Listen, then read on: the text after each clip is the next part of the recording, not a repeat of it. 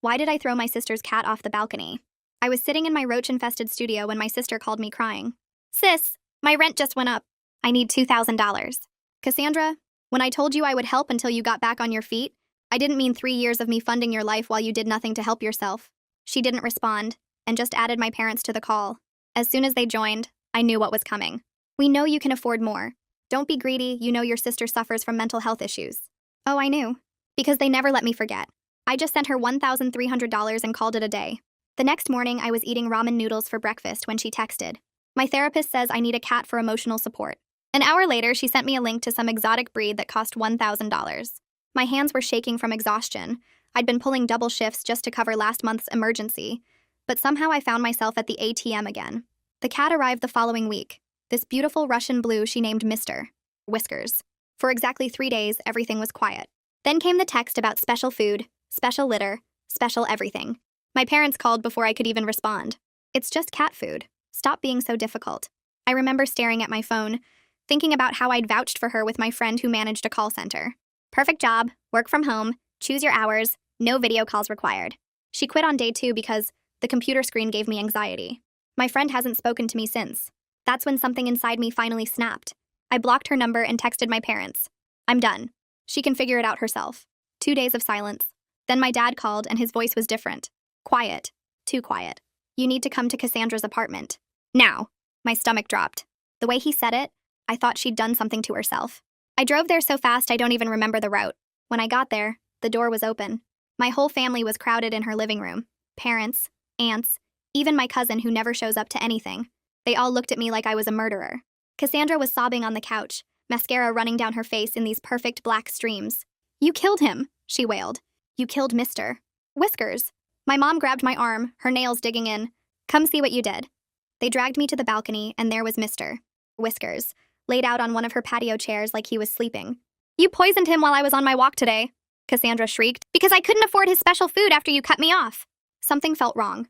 I reached out to touch him, and that's when I knew. The body was cold. Not just cold. Frozen solid. This cat had been dead for at least a week. My mind started racing. The insurance. She'd mentioned pet insurance when she first got him. This was about money. It was always about money. How could you? My dad's voice cracked. We're disgusted with you. My mom was already pulling out her checkbook. We'll cover the funeral costs, she said to Cassandra. And next month's rent. It's the least we can do after what your sister did. I looked at them all standing there. My parents who'd bankrolled her for years while I ate ramen. My relatives who always praised her for trying so hard, and Cassandra with her perfectly timed tears. They all believed I'd murdered this cat out of spite. And suddenly I realized she'd set this whole thing up. The walk, the timing, the frozen body positioned just right. You think I poisoned him this morning? I asked, my voice surprisingly steady. My mom gasped. Don't you dare disrespect his body. Haven't you done enough? I picked up Mr. Whiskers. He was rigid as a board, like picking up a brick wrapped in fur. Cassandra's eyes went wide. Put him down! The insurance needs to see. She caught herself, but it was too late. If I killed him today, I said, holding the frozen cat up for everyone to see, then watch what happens when a fresh body falls. No! Cassandra lunged forward, but I'd already made my decision. I threw Mr. Whiskers off that third-floor balcony with everything I had. The sound he made when he hit the concrete wasn't a soft thud. It was a loud crack, like dropping a frozen turkey. He actually bounced. The silence was deafening. Everyone stared down at the parking lot, then back at me, then at Cassandra.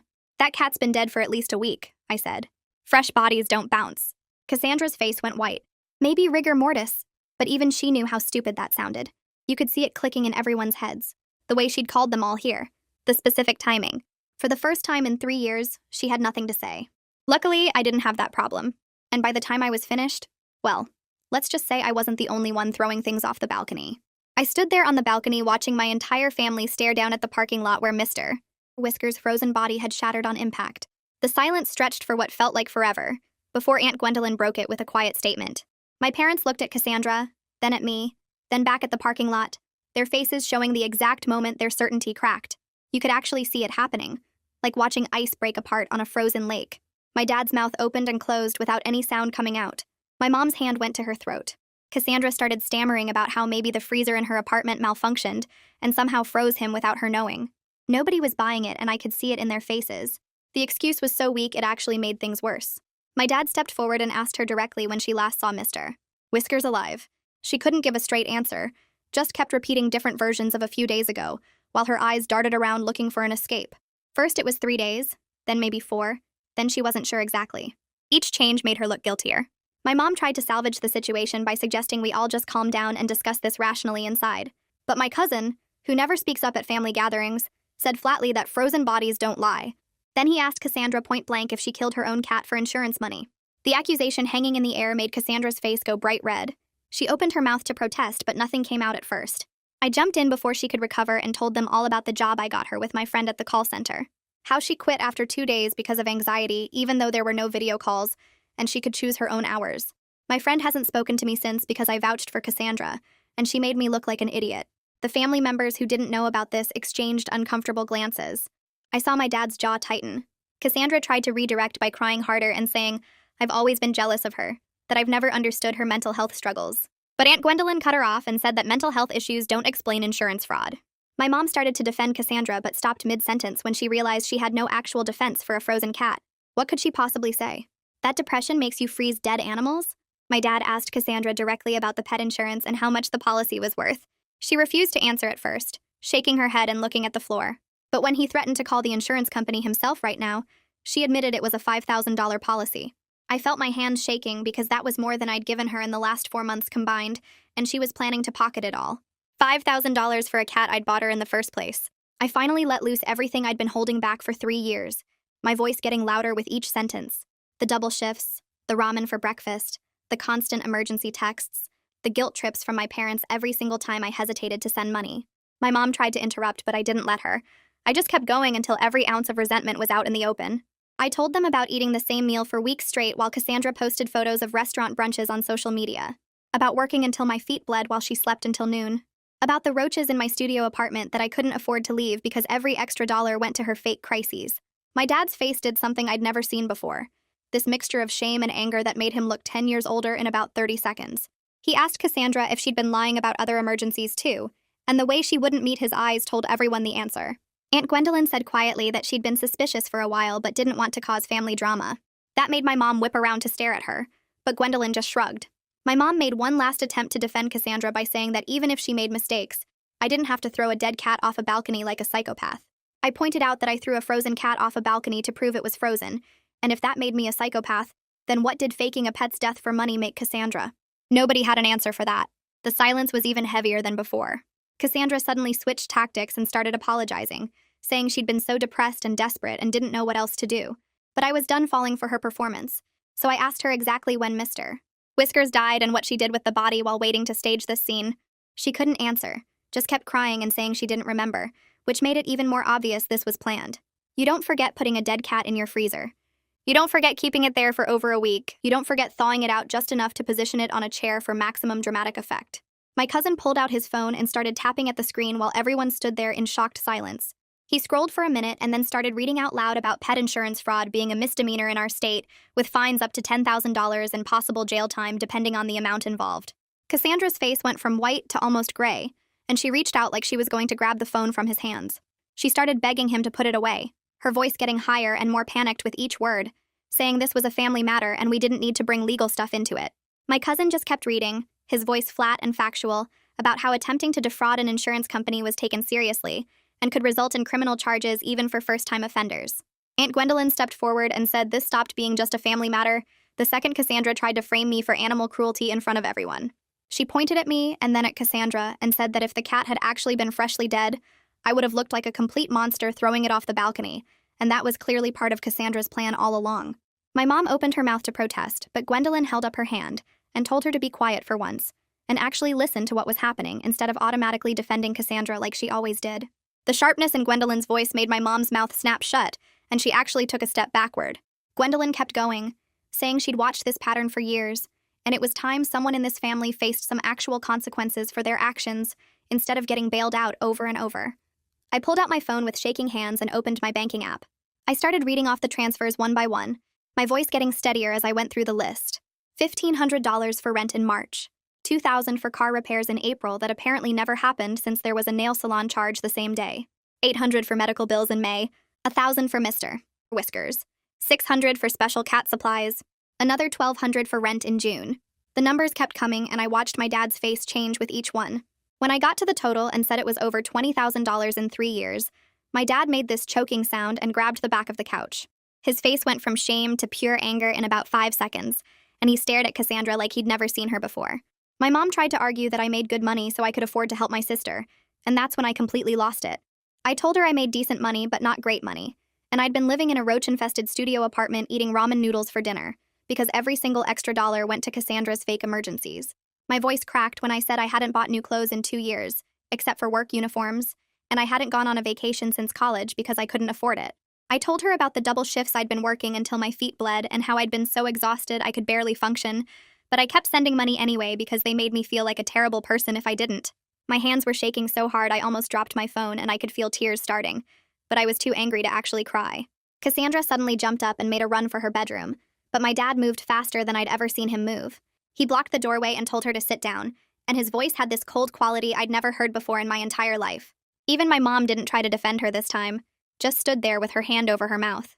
My dad said Cassandra was going to explain every single lie starting with when the cat actually died and how long she'd been planning this whole setup. He crossed his arms and waited, and the silence in the room was so heavy it felt hard to breathe. After what felt like forever, Cassandra admitted Mr. Whiskers died about 10 days ago, from what she thought was eating something bad. Maybe a plant or cleaning product she'd left out. She said she panicked about losing her emotional support animal and didn't know what to do, so she put him in the freezer while she figured out a plan. The way she described it was so casual, like she was talking about putting leftovers away instead of a dead cat. She said she kept him wrapped in a towel in the back of the freezer behind some frozen pizzas and took him out yesterday to let him thaw enough to position on the chair. My stomach turned listening to her talk about it like it was no big deal. My dad asked about the insurance policy and when exactly she bought it. Cassandra looked at the floor and said she got it 2 months ago after doing research online about how much emotional support animal claims paid out. She admitted she'd been planning to fake some kind of accident to make it look natural, but then the cat actually died, and she saw it as an opportunity. She said the timing worked out because I'd just cut her off so she could blame me and make it look believable. The premeditation of it all made even my mom look sick, and she sat down on the couch like her legs wouldn't hold her up anymore. Aunt Gwendolyn asked what Cassandra's plan was after getting the insurance money, and Cassandra started crying again. She said through her tears that she was going to use it to pay me back and get her life together, and maybe go back to the school. I actually laughed out loud because that was such obvious garbage, and I asked her why she didn't just tell the truth about the cat dying and ask for help with a new one like a normal person would. She didn't have an answer for that, just kept crying and saying she didn't know. She wasn't thinking clearly. She was so depressed she couldn't make good decisions.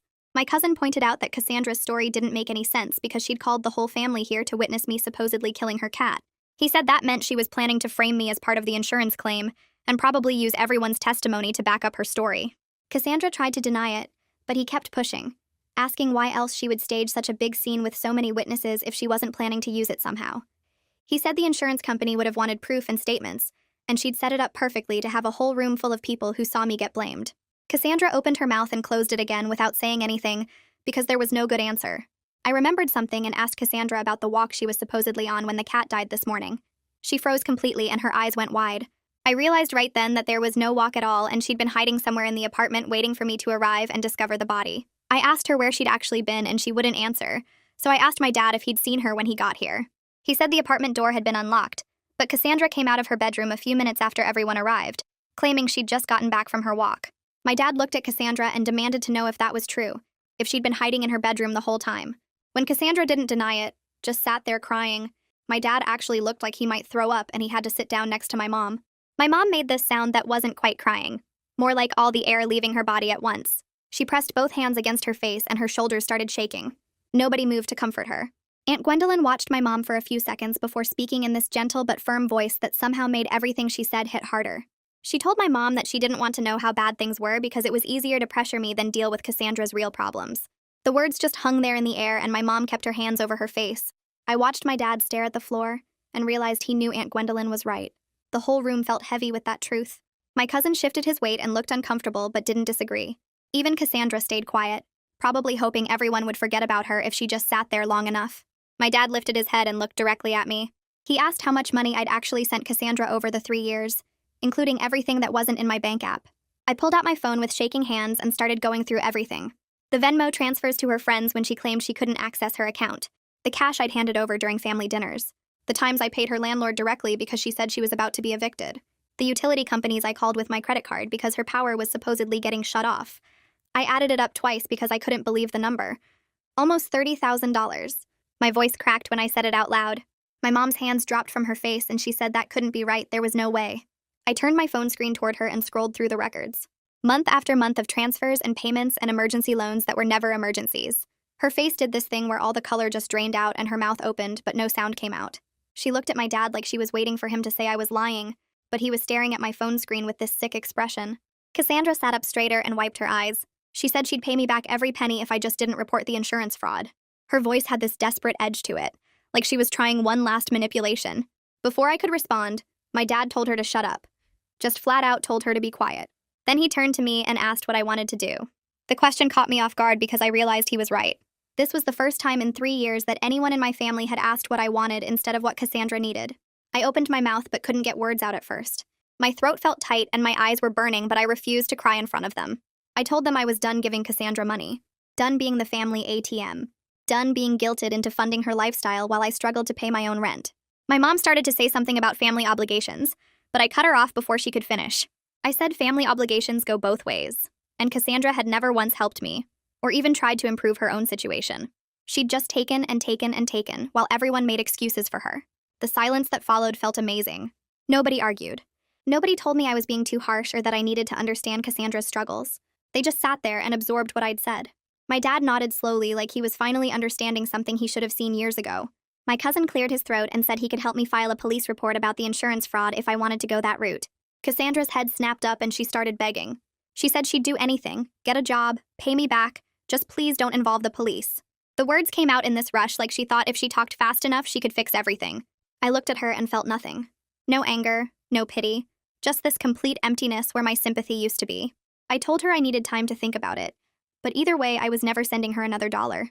She opened her mouth to argue, but my dad gave her this look that made her close it again. The power dynamic in the room had completely shifted, and everyone could feel it. Aunt Gwendolyn stood up and said we needed to deal with the cat's body in the parking lot before someone called animal control or the police themselves. My dad and cousin got up without a word and headed for the door. The rest of us just sat there in this uncomfortable silence. Cassandra wouldn't look at anyone. She stared down at her hands while tears dripped onto her lap. My mom kept glancing between me and Cassandra like she wanted to say something but couldn't figure out what. I scrolled through my phone looking at all the money transfers and felt sick. 3 years of my life spent working double shifts so Cassandra could get her nails done. When my dad came back up, he was carrying a black garbage bag that bulged in the middle. He looked completely defeated, like he'd aged 10 years in the past hour. He said we needed to take the cat to a vet to confirm cause and time of death before making any decisions about insurance fraud charges. Cassandra protested and said that wasn't necessary. We all knew what happened now. My dad ignored her completely. He didn't even look in her direction, just kept talking to the rest of us about finding a vet who could do the examination. It might have been the first time I'd ever seen him ignore Cassandra when she was talking. My mom watched this happen with wide eyes like she was seeing a stranger instead of her husband. My mom asked if we could all just go home and discuss this later when emotions weren't so high. I said no immediately. We were settling this right now because I wasn't giving anyone time to convince me I was being too harsh, or that I should give Cassandra another chance. I'd seen this pattern before. Everyone would go home. My parents would talk themselves into feeling sorry for Cassandra again, and by tomorrow they'd be calling me to say I was overreacting. Aunt Gwendolyn backed me up and said everything needed to be addressed today while the truth was fresh. My mom looked like she wanted to argue, but she couldn't find the words. I turned to Cassandra and demanded that she give me access to her bank accounts and credit cards so I could see exactly where all my money went. She said no at first, pulling her phone against her chest. My dad stood up and told her it was either that or he called the police right now. His hand was already reaching for his phone. Cassandra looked around the room, but nobody was coming to her rescue this time. She handed over her phone with shaking hands. I grabbed it and started scrolling through her transaction history while everyone watched over my shoulder. The password was still the same one she'd been using since high school, because of course it was. The bank statements showed regular charges at restaurants I couldn't afford to eat at, nail salon appointments every 2 weeks, online shopping sites with dozens of transactions, a gym membership she'd apparently never mentioned needing money for. I scrolled back through months of statements and there was no evidence of the emergencies she'd claimed, no car repair bills or medical payments or utility shutoffs, just endless spending on herself while I ate ramen for breakfast. My hands were shaking with rage as I held up the phone to show my parents. There was a $200 brunch charge from last week. The same week she'd texted me begging for rent money because she was about to be evicted. My mom gasped and said, maybe that was a mistake. Maybe someone stole her card. I showed her 3 more brunch charges from the previous month, all over $100. All on Sundays while I was working double shifts at the hospital. My mom opened her mouth and I knew exactly what was coming. She started saying that Cassandra deserved to treat herself sometimes, and mental health meant self-care, and everyone needed little luxuries. Something inside me snapped completely. I screamed that I hadn't had brunch in 3 years, not once, while Cassandra spent my double shift money on bottomless mimosas every Sunday. My voice cracked on the last word, and I didn't care who heard me. I told her I worked 16-hour shifts and came home to ramen while my sister posted Instagram photos of fancy egg dishes and champagne glasses. My dad reached over and put his hand on my mom's arm. He told her to stop defending the indefensible. His voice was quiet but firm in a way I'd never heard before. My mom's mouth closed and she pulled her arm away from him, but she didn't say anything else. Right then, Cassandra's phone buzzed on the coffee table. The screen lit up with a text notification. I could see the preview from where I stood. Someone named V was asking if she got the insurance payout yet, and when she was paying back the money she borrowed. My hand shot out and grabbed the phone before Cassandra could react. She lunged forward, but I stepped back and unlocked it with the same password she'd been using since high school. I opened the text thread and started scrolling. Months of messages filled the screen. Cassandra borrowing money from multiple people with promises to pay them back after her big payout. There were at least 5 different names in her recent messages. Each person had loaned her hundreds or thousands of dollars. I started reading the messages out loud. My voice got steadier with each revelation. Cassandra sank further into the couch like she was trying to disappear into the cushions. One message thread showed her asking someone for $2,000. She promised to pay back $3,000 once her inheritance came through. The date was from 6 weeks ago. My dad's head snapped up and he asked what inheritance she was talking about. Cassandra's face went red and then white. She stammered something about a trust fund. My dad asked her directly what trust fund and from who. Cassandra admitted in a tiny voice that she'd been telling people our grandmother left her money in a trust she couldn't access yet. The silence that followed felt like it lasted forever. Aunt Gwendolyn spoke up from the corner where she'd been watching everything. She pointed out that our grandmother was still alive and living in Florida.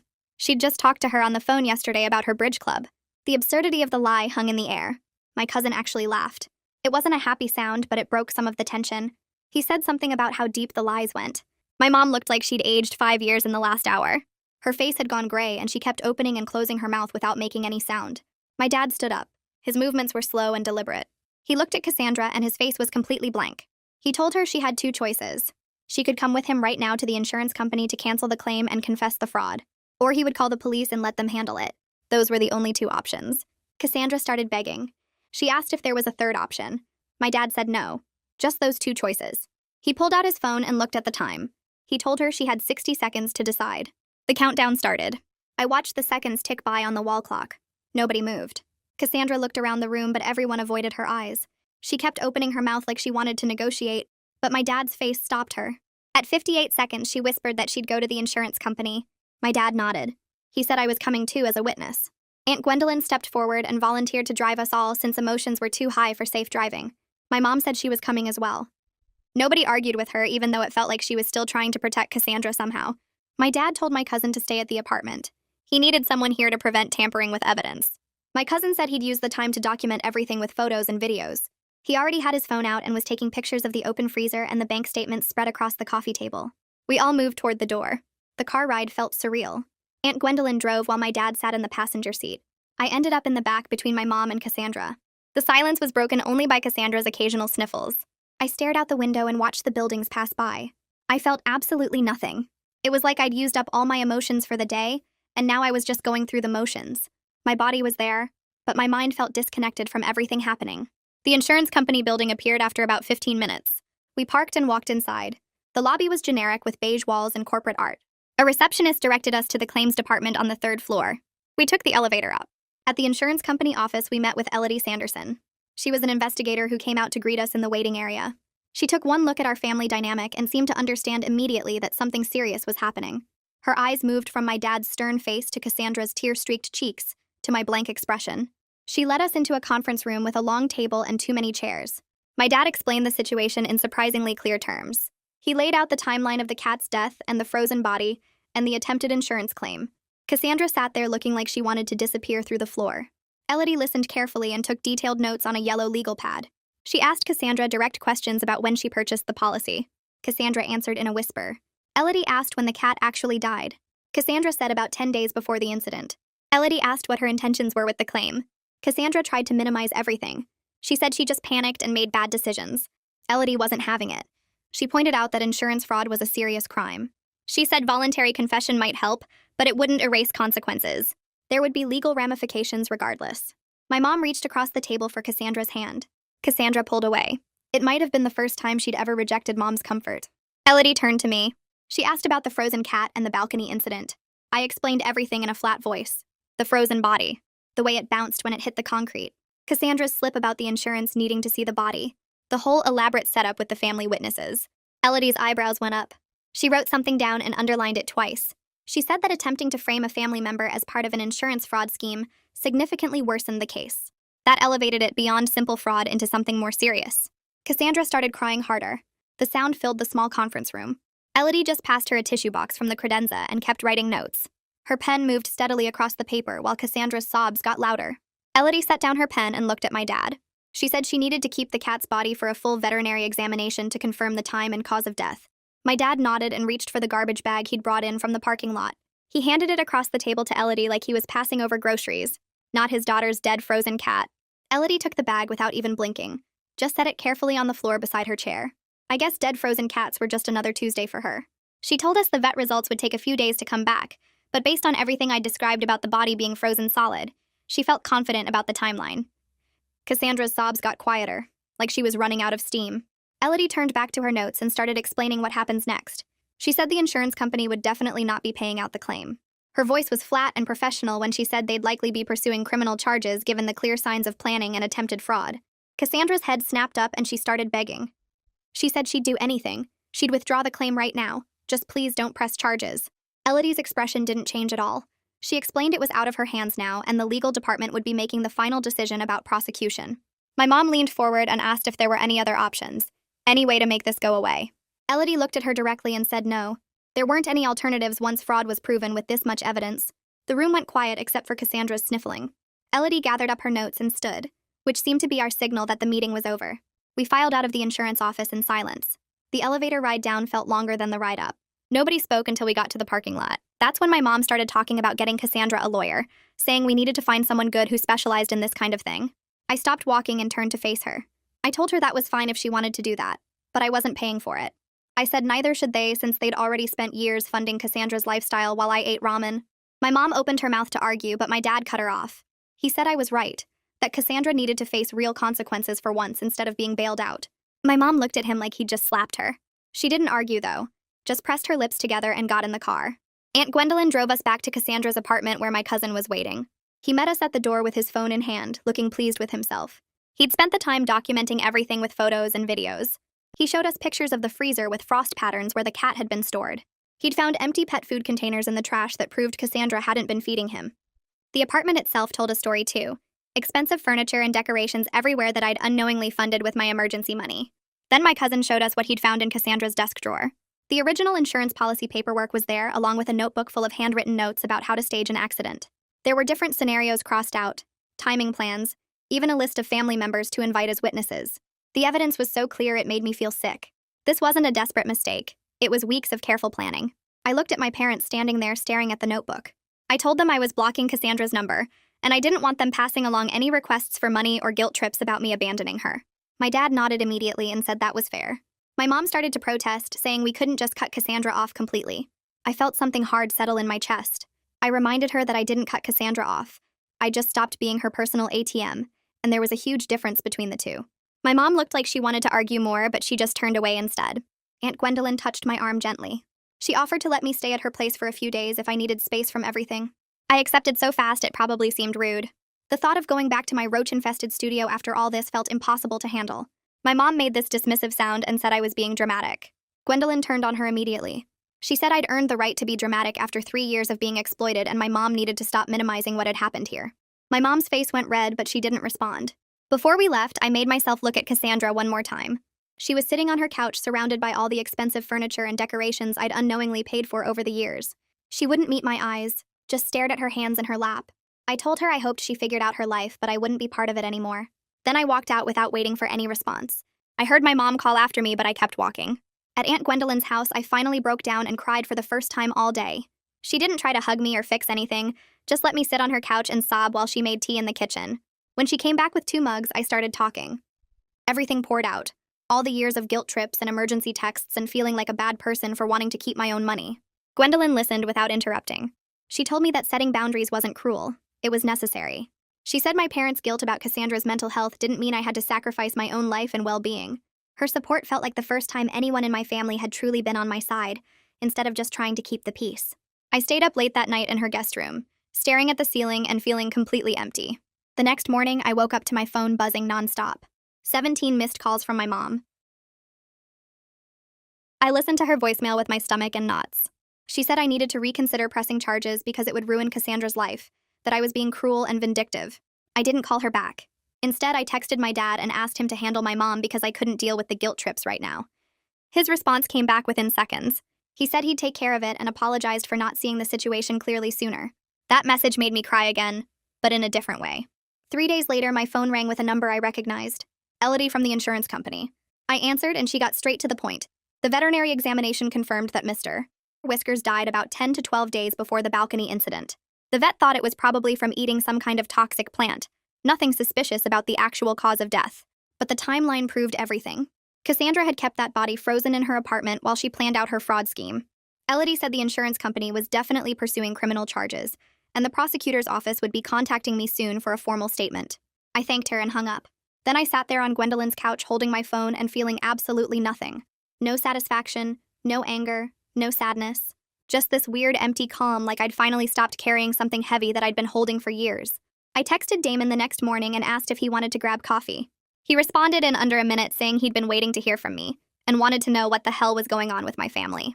We met at this place near his apartment, and the second I sat down, everything just poured out.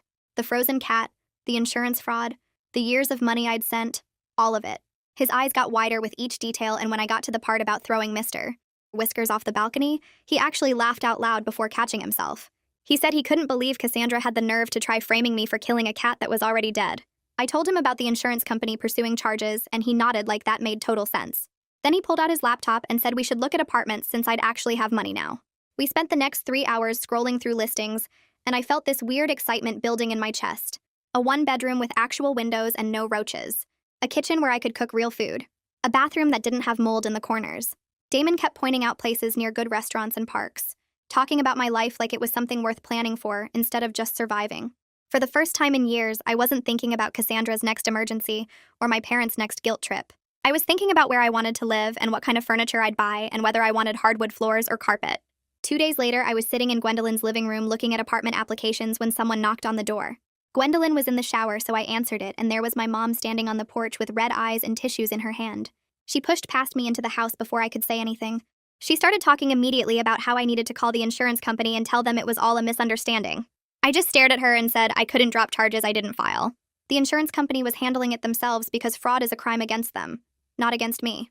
She grabbed my arms and said I was tearing the family apart, that Cassandra was having panic attacks and couldn't sleep. I felt my hands curl into fists and had to physically stop myself from screaming that Cassandra tore the family apart by being a manipulative liar for 3 years. My mom kept going, saying that Cassandra made a mistake, but she was still my sister, and I was being cruel. She said families forgive each other and move on, that holding grudges was toxic. I told her this wasn't a grudge, it was consequences. And maybe if Cassandra had faced consequences years ago, she wouldn't have escalated to insurance fraud. Gwendolyn came out of the bathroom in her robe with wet hair and immediately told my mom she needed to leave. My mom spun around and started yelling at her, saying she'd turned me against Cassandra and poisoned my mind. Gwendolyn didn't raise her voice, just said calmly that my mom had been enabling destructive behavior for years, and it was time to let Cassandra face real consequences. My mom's face went bright red, and she said Gwendolyn didn't understand because she didn't have kids. Gwendolyn said she understood perfectly well that protecting someone from consequences wasn't love, it was harm. She walked to the door and opened it, standing there waiting. My mom looked at me like I was supposed to defend her or ask her to stay. When I didn't say anything, she grabbed her purse and left, slamming the door so hard a picture frame fell off the wall. I expected to feel guilty, but instead I just felt relieved. Gwendolyn picked up the picture frame and said my mom would either figure it out or she wouldn't. But either way, I didn't have to set myself on fire to keep other people warm. A week went by with no contact from my parents. I helped Gwendolyn with grocery shopping and started applying for apartments, and tried not to check my phone every 5 minutes. Then one afternoon I got a call from a number I didn't recognize. The guy on the other end said his name was Vikram, and he was Cassandra's ex-boyfriend from 2 years ago. He'd heard through mutual friends what happened with the frozen cat, and wanted to talk to me about similar situations during their relationship. My stomach dropped, but I agreed to meet him for coffee. He was already sitting at a table when I arrived, this tall guy with dark hair and tired eyes. He shook my hand and got right to the point. He'd lent Cassandra thousands of dollars over the year they dated for various emergencies that turned out to be fake. A medical crisis that never happened. Car repairs for a car that ran fine. Rent payments for an apartment she wasn't actually behind on. He pulled out his phone and started showing me bank transfers, each one with a text from Cassandra explaining why she desperately needed the money. The amounts made me feel sick because they were so similar to what I'd been sending. 2,000 here, 1,500 there, always with some urgent crisis attached. Vikram scrolled back further in his messages and showed me texts where Cassandra used the exact same manipulation tactics she'd used on me. Threats of self-harm if he didn't help her financially. Messages saying her therapist recommended expensive treatments she couldn't afford. Screenshots of fake medical bills and past due notices. He said he finally broke up with her when he realized she was lying about her therapist recommending a $3,000 treatment program. He'd called the therapist's office to ask about payment plans, and they had no record of recommending any such thing. The pattern going back years made something click in my head. This wasn't about mental health issues making her struggle with money. This was calculated manipulation, a system she'd perfected over time. Vikram said he'd lost almost $20,000 before he figured it out. He'd felt guilty for months after the breakup, wondering if he'd abandoned someone who really needed help. Then he heard from a mutual friend about another guy she'd dated after him who had the same experience. That's when he realized it was a pattern, not a crisis. I asked Vikram if he'd be willing to talk to the prosecutor about Cassandra's history of financial manipulation. He didn't even hesitate, just said yes immediately. He wanted to help prevent her from doing this to other people. We exchanged contact information, and he told me I did the right thing by cutting her off. He said he wished he'd done it sooner instead of wasting 2 years trying to save someone who didn't want to be saved. His words hit me hard because I'd spent 3 years doing the exact same thing. We sat there for another hour comparing notes about Cassandra's tactics, and it was almost funny how identical her approach had been with both of us. The same emergency texts, the same guilt trips, the same promises to pay us back that never materialized. Before we left the coffee shop, Vikram said something that stuck with me. He said the hardest part was accepting that someone you care about is capable of such calculated deception, that the person you thought you knew was actually performing a role designed to extract resources. I drove back to Gwendolyn's feeling validated in a way I hadn't expected. 3 days later, my phone rang with a call from the prosecutor's office. A woman who introduced herself as an assistant district attorney said they needed a formal statement about the incident. I drove downtown to the courthouse and spent 2 hours in a small office going through everything with her. She took notes on a legal pad and asked detailed questions about the timeline, the frozen cat, Cassandra's slip about the insurance, and the family dynamics. When I got to the part about Cassandra trying to frame me for animal cruelty, the prosecutor actually looked appalled. She said the attempted framing aspect significantly strengthened their case. She asked if I was aware of other victims, and I gave her Vikram's contact information. I also mentioned the text messages from people Cassandra owed money to that I'd found on her phone. The prosecutor said they'd follow up on all of it and thanked me for being so thorough. She explained that insurance fraud cases often came down to proving intent, and the evidence we had made intent very clear. As I left the courthouse, I felt this strange mix of satisfaction and sadness. Satisfaction that Cassandra was finally facing consequences. Sadness that it had come to this at all. That evening, my dad called. His voice sounded different, quieter and more tired than I'd ever heard it. He said he and my mom were going to therapy to work through their enabling behavior and the family dynamics that let this situation get so bad. He apologized again for not protecting me from Cassandra's manipulation, for always taking her side, for making me feel like I was wrong for wanting to keep my own money. I told him I appreciated the apology, but I needed time before we could rebuild our relationship. He said he understood completely and didn't push. He asked if I was doing okay, and I said I was staying with Gwendolyn and looking at apartments. He offered to help with the deposit, but I told him no. I needed to do this on my own with my own money. There was a long pause, and then he said he was proud of me for setting boundaries. We hung up, and I sat there staring at my phone, feeling like maybe eventually things could be okay with him, even if they'd never be the same. Damon helped me move into my new apartment 2 weeks later. It was a 1-bedroom on the 2nd floor of a building with actual maintenance and no roaches. The kitchen had new appliances, and the bathroom had good water pressure, and there was a small balcony where I could sit without worrying about frozen cats. We spent all day carrying boxes up the stairs and assembling furniture I'd bought from IKEA. As we unpacked, I realized I was setting up a space that was entirely mine. Nobody else's emergencies had paid for this. Nobody else's guilt trips had influenced my choices. Every piece of furniture, every dish, every towel, was something I'd picked out and purchased with money I'd earned and kept. That night after Damon left, I went to the grocery store and bought real food. Fresh vegetables and chicken breasts and pasta and ingredients for actual meals. The total came to $80, and I paid it without my hands shaking or my stomach dropping. I got home and made myself dinner in my own kitchen, and it felt like the most luxurious thing I'd ever done. I ate at my small dining table and looked around at my clean, quiet apartment, and felt something I hadn't felt in 3 years. Peace. 2 months after the frozen cat incident, I got a call from the prosecutor's office. Cassandra had pleaded guilty to insurance fraud. She received 2 years probation, a $5,000 fine, and mandatory community service. The judge also ordered her to pay restitution to me and Vikram for the money she'd fraudulently obtained. The prosecutor said it was a good outcome considering Cassandra had no prior criminal record. I thanked her and hung up feeling absolutely nothing. That evening, my dad called to tell me about the sentencing. He said my mom was devastated by the conviction, still convinced that Cassandra just needed more support and understanding. But he told her this was the consequence of years of enabling, and maybe now Cassandra would finally be forced to change. He said my mom was struggling to accept that her protection had actually hurt Cassandra more than helped her. I asked how Cassandra was handling it, and he said she was angry, blaming everyone but herself. He sighed and said he hoped the probation officer would be able to get through to her in ways the family never could. We talked for a few more minutes about nothing important, and then said goodbye. I sat on my balcony watching the sunset and thought about how different my life looked now. No more emergency texts, no more guilt trips, no more double shifts to fund someone else's lies. Just my own quiet life in my own clean apartment, finally mine to live however I wanted. 3 weeks later, I walked into my first therapy appointment and sat on a couch that didn't smell like mold. The therapist's office had plants on the windowsill and art on the walls, and it felt strange to be somewhere clean and professional that I was paying for with money I'd kept for myself. She asked me to describe what brought me in, and I started talking about Cassandra and the frozen cat, but realized pretty quickly that wasn't really the problem. The problem was 3 years of saying yes when I meant no, of eating ramen while someone else ate brunch, of believing that being responsible meant sacrificing everything. She listened without interrupting, and then said something that made my chest tight. I'd been conditioned my whole life to be the fixer, the responsible one who held everything together while everyone else fell apart. Breaking that pattern wasn't selfish. It was necessary for my survival. The sessions cost $150 each week, and I could actually afford them without checking my bank account first, or calculating how many double shifts I'd need to work. That felt wonderful and sad at the same time, knowing I'd had this money all along but had been giving it away to someone who never appreciated it. Over the next few weeks, I kept going back, learning to recognize the guilt trips for what they were, and understanding that Cassandra's problems were never mine to fix. My therapist helped me see that my parents had put me in an impossible position, making me responsible for my sister's well-being while never holding her accountable for her own choices. It wasn't about being mean or cutting off family.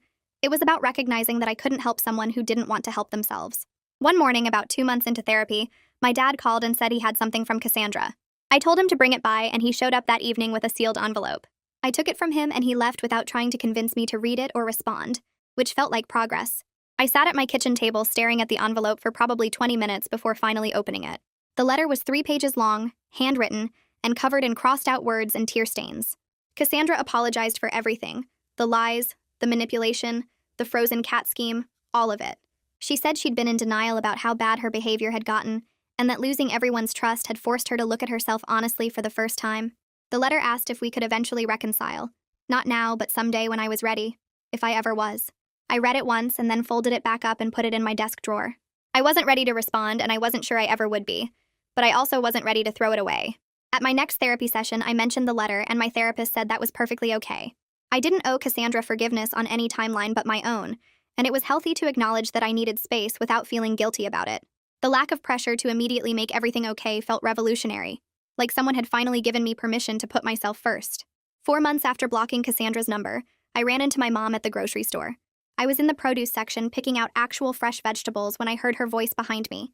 We both froze for a second, and then she asked how I was doing in this careful, formal way that made it clear she didn't know how to talk to me anymore. I said I was fine and asked about her. She told me Cassandra had gotten a job at a retail store and was actually showing up every day, that her probation officer checked in regularly, and she hadn't missed any of her community service hours. My mom's voice had this edge to it, like she wanted credit for Cassandra's progress, like she was waiting for me to say I was proud or that I'd been too harsh. I just said I was glad Cassandra was taking responsibility for her actions, and then excused myself to finish shopping. It wasn't warm, but it wasn't hostile either, just the reality of a relationship that had been permanently changed.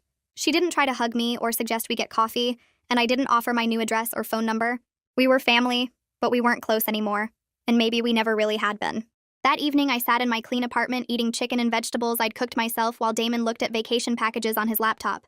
We were planning a trip to the beach, something I hadn't done since college because every spare dollar had gone to emergencies that weren't real.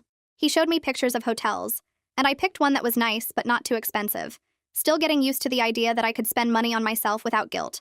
As we talked about beach days and restaurants and doing absolutely nothing productive, I realized I was genuinely happy for the first time in years. The family situation was still messy and probably always would be. Some relationships were damaged beyond full repair, and I'd made peace with that. But I was building a life that was mine instead of constantly sacrificing for someone who never appreciated it. Cassandra was facing real consequences and maybe learning to stand on her own feet. My parents were working through their issues in therapy.